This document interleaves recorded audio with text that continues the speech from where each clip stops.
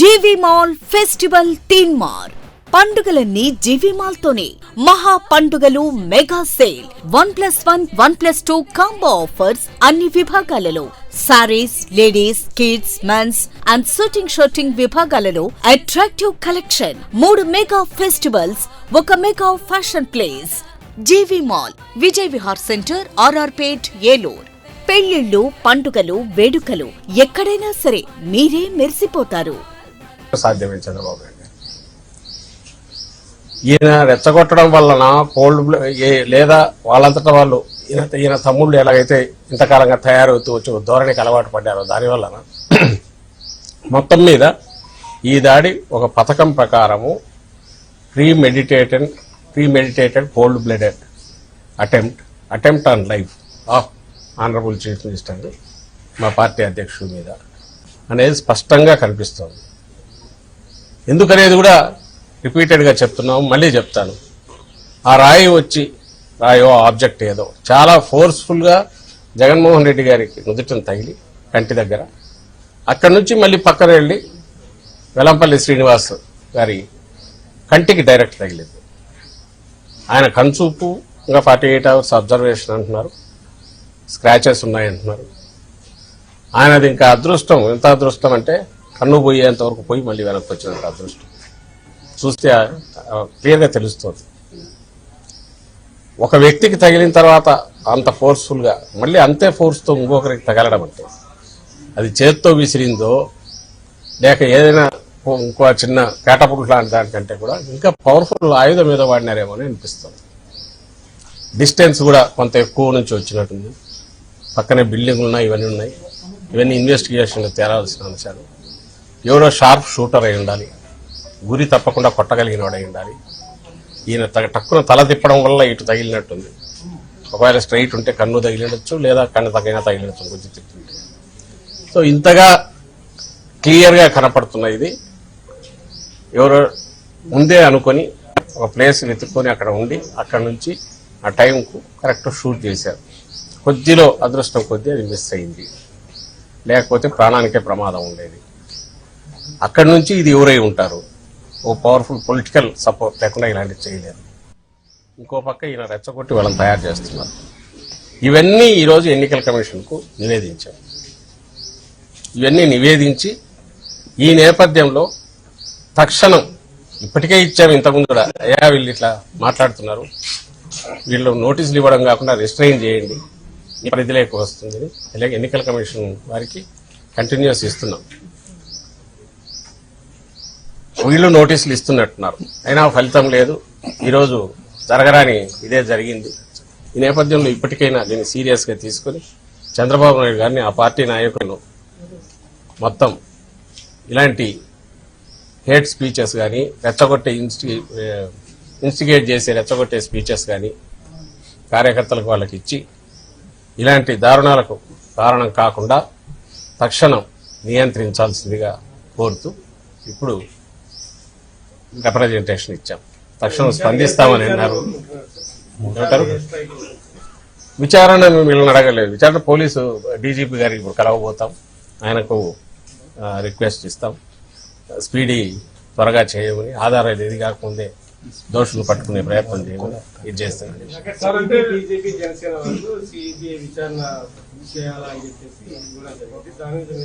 Appropriate ఇది ఎట్లనేది అది చూడండి. వాళ్ళు దీన్ని దాడి చేయడానికో ఇంకో దానికో కావాలని ఇది చల్లడానికో. మేము ఈరోజు గవర్నమెంట్లో ఉన్నా ఈరోజు ఎన్నికల కమిషన్ ఆధ్వర్యంలోనే అడ్మినిస్ట్రేషన్ నడుస్తుంది. చంద్రబాబు నాయుడు లాగా 1920 చంద్రబాబు నాయుడు అప్పుడు సీఈఓను బెదిరించినట్టు దబాయించినట్టు జగన్మోహన్ రెడ్డి గారు ఎప్పుడు అలా బిహేవ్ చేయం కూడా. ఏ రోజైతే మోడల్ కోడ్ ఆఫ్ కండక్ట్ వచ్చిందో, ఎన్నికల కోడ్ అమల్లోకి వచ్చిందో, ఆ రోజు నుంచి ప్రభుత్వం రోజువారీ కార్యకలాపాల గురించి డిస్టెన్స్ అయ్యింది. మన నాయకులు కానీ, మంత్రులు కానీ, సాక్షాత్ ముఖ్యమంత్రి గారు. సో అలాంటప్పుడు ఇక్కడ ఏదో ఎవరినో ఇన్ఫ్లుయెన్స్ చేసి ఇంకోటి చేయించుకోవడము ఇది చేయాల్సిన అవసరము లేదు. అండ్ జరిగిన ఇన్సిడెంట్ వాస్తవం అని రాష్ట్రము, దేశము, ఇంక్లూడింగ్ చంద్రబాబు నాయుడు కూడా దాడిని ఖండిస్తున్నానంటే జరిగింది అని అందరూ అంటున్నప్పుడు ఫిజికల్గా గాయం కనపడుతున్నప్పుడు, అది సెన్సిటివ్ స్పాట్ అయినప్పుడు, ఇది లేదు అని మీరు నాటకం ఆడుతున్నారు అన్న వాళ్ళు వీళ్ళు ఎలాంటివైనా అడగచ్చు, ఏమైనా చేయొచ్చు అని వాళ్ళు తప్పించుకోవాలని చూస్తున్నారు అనుకున్నది జరగనందువల్ల. సో మా వరకు మేము అడిగింది ఇక్కడ నియంత్రించమని అడిగాము. ముందు ఈయన అందరినీ రెచ్చగొట్టకపోతే చాలు. రాజకీయ నాయకులు అంటే, పార్టీ అంటే ప్రజలకు ఏం చేస్తున్నారో చెప్పాలి, దాని ప్రకారం ఆయన ఏం చేస్తారో చెప్పొచ్చు, మేమేం చేయలేదో చెప్పొచ్చు, లేదా గతంలో ఆయన ఏం చేశాడో చంద్రబాబు నాయుడు గారు రేపు ఏం చేస్తాడో చెప్పి ఓట్లు అడగచ్చు. ఈ బూతులు తిట్టడము, రెచ్చగొట్టడము ఇవన్నీ చేతగానితనం వల్ల, అసమర్థత వల్ల చేస్తున్నవి.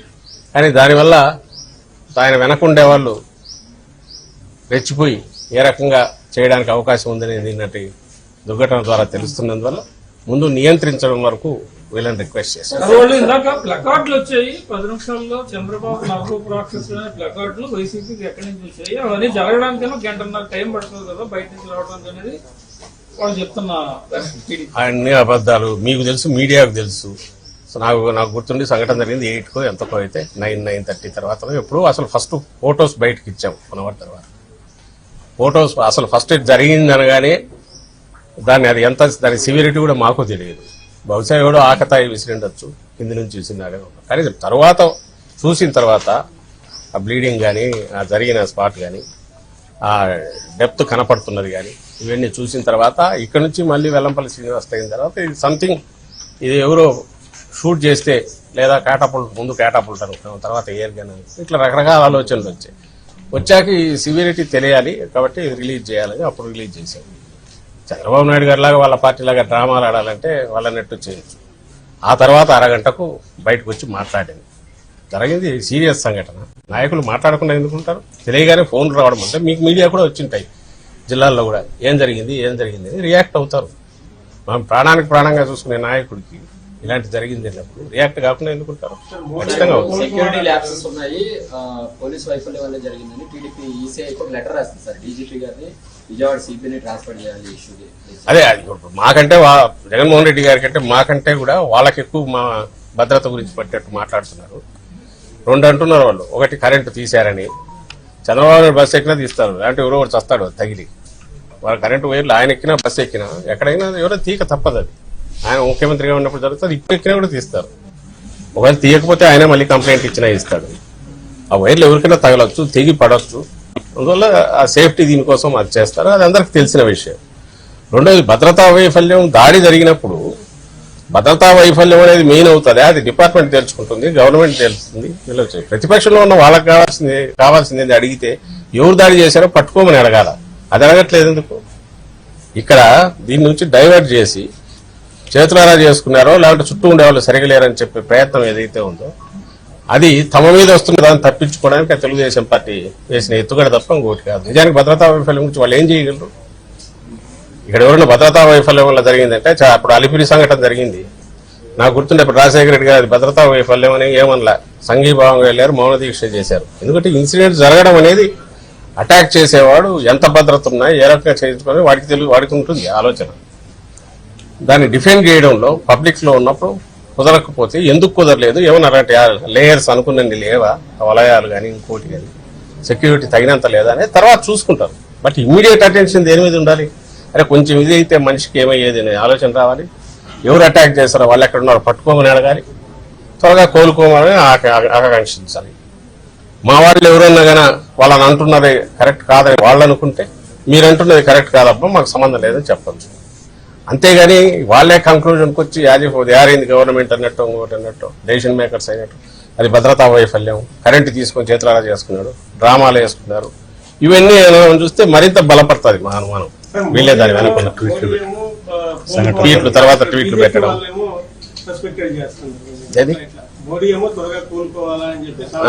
అవును లోకల్ బీజేపీ లీడర్లు ఇంకో విధంగా చంద్రబాబు దాన్ని ఖండించారు, లోకల్ డ్రామా. అదే అన్నా కదా, ఆయన అట్లా ఖండించడము, ఆయన కూడా ఏదో అధికారుల మీద చర్యలు తీసుకోవాలన్నాడు.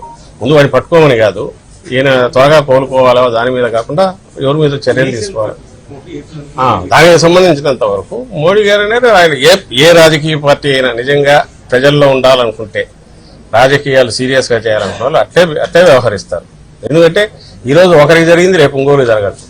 ప్రజాస్వామ్యంలో రాజకీయాల్లో ఏదన్నా డిబేట్ల ద్వారా జరగాల, చర్చలు కానీ మనం అభిప్రాయాలు చెప్పుకోవాలా, విభేదించవచ్చు. అంతేగాని ఇగో ఇలాంటివి జరిగితే రేపు జనంలోకి ఎవరు పోవాలనే కూడా భయపడతారు. ఇవి పరిష్కారం అనుకుంటే అలాంటివి ఎక్కడ జరిగినా ఖచ్చితంగా ఖండిస్తారు. ఈ రాష్ట్రంలో మన కర్మ ఏమంటే ఈ రాష్ట్రంలో ఈ తెలుగుదేశం పార్టీ వ్యవహారంలోనే దానికి భిన్నంగా జరుగుతుంది.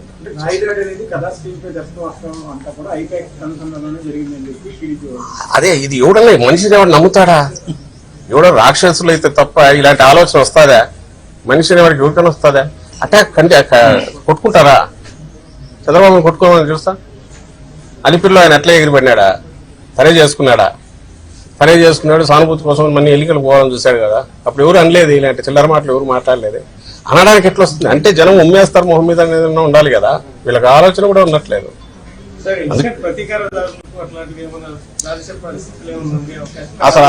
అసలు ఉండవు. ఎందుకు ఉండవు అంటే వైఎస్ఆర్ కాంగ్రెస్ పార్టీ ఈ రోజు కాదు, ఇంతకుముందు కూడా అక్రమంగా ఏమేమి చేసినా ఎన్ని చేసినా, అలాగే తెలుగుదేశం పార్టీ అధికారంలో ఉన్నప్పుడు వాళ్ళు దాష్టీకాలు అవన్నీ ఎన్ని ఉన్నా, దుర్మార్గాలు ఎన్ని ఉన్నా కూడా శాంతియుతంగానే ఎదుర్కొంటూ వచ్చాం. ప్రజల తీర్పే కోరాం, ప్రజలు కూడా అట్లే ఆదరించారు. ఈ రోజు కూడా అంతే. వాడు ఎవడో చేసిన వాడు ఎవడో దొరకడం ఎట్లా, చట్టం దాని పని చేసే దానికి తగినట్టు మనం వీలైనంత వరకు వాళ్ళకి స్పేస్ ఇవ్వాలనే ఆలోచన. అలాగే ఇలాంటి వాటిలో పడడం కాకుండా అందుకే రేపొద్దున మళ్ళీ యాత్ర మొదలవుతుంది. ఈ రోజు విశ్రాంతి తీసుకుని రేపొద్దున మొదలవుతుంది. అల్టిమేట్ ఇది ప్రజాకోర్టులో ఉన్నాం. ప్రజలు నిర్ణేతలు వాళ్ళు నిర్ణయించుకున్నారు. చంద్రబాబు నాయుడు భయం, బాధ, అక్కసు, కడుపు మంట అయితే దాని నుంచి వచ్చిందే. ఈరోజు నిర్ణయించుకునే అది కనపడుతోంది. మేము మనం ఉండేది ప్రజలకు మనం చెప్పాలా, అక్కడి నుంచి తీర్పు పొందాలనుకుంటున్నాం. కాబట్టి ఆ మార్గంలోనే పోతాం తప్ప ఇలాంటి మార్గంలో పోము. గత 20 సంవత్సరాలుగా దంత సమస్యలతో పాటు దవడ మరియు ముఖ సంబంధ సమస్యలకు చక్కని చికిత్సలు అందిస్తున్న శ్రీ రామకృష్ణ దంత వైద్యశాల, నరసింహారావుపేట, ఏలూరు. ఎమర్జెన్సీస్ లో వాడే ఆక్సిజన్ కాన్సంట్రేటర్లతో పాటు air purify, UV light steriliser, ULV fogger వంటి పరికరాల ద్వారా పరిశుభ్రమైన వాతావరణంలో చికిత్స అందించబడుచున్నది. ఆర్వీజీ ద్వారా అతి తక్కువ రేడియేషన్ ఉపయోగించి దంత వ్యాధి నిర్ధారణ మరియు రూట్ కెనాల్ వైద్యం చేయబడుచున్నది. డెంటల్ లేజర్ ద్వారా కుట్లు లేకుండా సర్జరీలు, ఇంప్లాంట్స్ కిట్స్ ద్వారా పళ్ళు లేని వారికి ఫిక్స్డ్ దంతాలు, రూట్ కెనాల్ చికిత్సలకు ఎండో మోటార్ వంటి ఆధునిక పరికరాలు కలిగిన నమ్మకమైన డెంటల్ క్లినిక్. అత్యంత ప్రామాణికమైన ఆటోక్లావింగ్ పద్ధతిలో శుభ్రపరిచిన ఇన్స్ట్రుమెంట్స్ వాడడం మా ప్రత్యేకత. దంత సమస్యలకు చికిత్సతో పాటు విరిగిన దవడ మరియు ముఖ ఎముకలకు చికిత్స, ఎత్తు మరియు వంకర దవడలకు కాస్మెటిక్ సర్జరీ, యాక్సిలోఫేషియల్ వంటి చికిత్సలకు చిరునామా శ్రీ రామకృష్ణ దంత వైద్యశాల, వేములపల్లి రెసిడెన్సీ అపార్ట్మెంట్,